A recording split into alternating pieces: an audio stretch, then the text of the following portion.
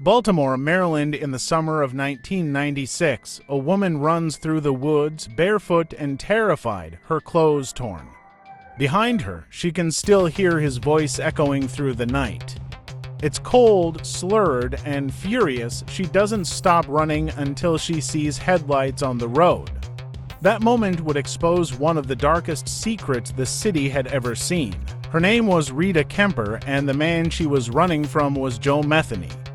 He was a 41-year-old truck driver with a calm face and a monstrous secret. Metheny had lived a hard life. He grew up poor, bounced between jobs, and spent years on the streets and in jail. But beneath that quiet exterior was a deep hatred for everyone he blamed for his miserable life. When his girlfriend left him and took their son, something inside him snapped. He started hunting, not animals, but people. He found most of his victims in the rough parts of Baltimore. They were homeless men and women who wouldn't be missed. He lured them to his trailer with promises of food, drugs, or a place to sleep. Then they simply disappeared.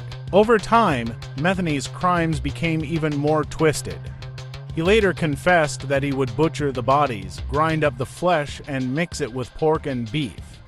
Then he sold the mixture at a small roadside stand, serving barbecue sandwiches to passing drivers.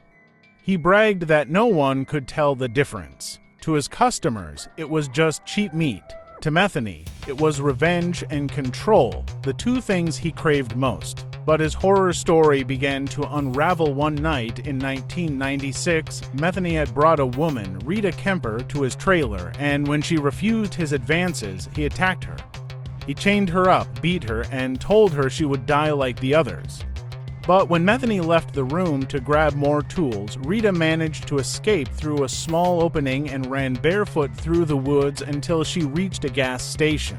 When police arrived at Metheny's trailer, they found disturbing evidence: blood, bones, and remains buried near his property. Metheny was calm when they arrested him. He didn't beg, didn't deny anything. In fact, he seemed almost proud. He told investigators everything, from how he killed, to how he cooked, to how he sold his special meat to customers who never knew. During questioning, he said something that still chills detectives to this day. "The real evil lives inside me.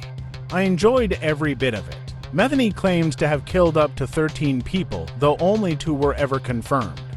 He was convicted in 1998, originally sentenced to death, but it was later reduced to life in prison without parole. In 2017, guards found him dead in his cell.